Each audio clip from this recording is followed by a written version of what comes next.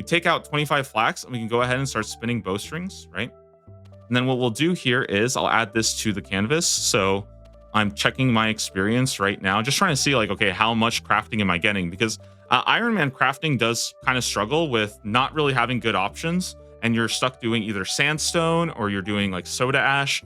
And especially with a lot of people playing group Iron Man, I think that the idea of going and doing a ton of seaweed runs and doing a bunch of glass blowing, I think that's just a very unappealing thing.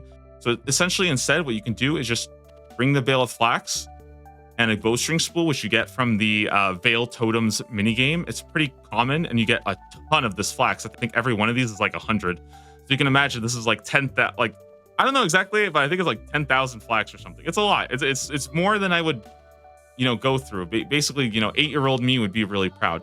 And just by doing this, I'm already getting basically over 40k experience just sitting here, almost completely AFK. It's not really that intensive or anything. And I can just go through a whole bunch of this. And I haven't really played that much of the Veil Totems minigame.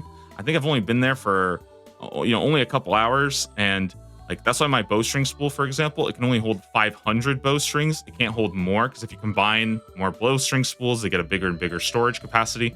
But yeah, here I am, 43k.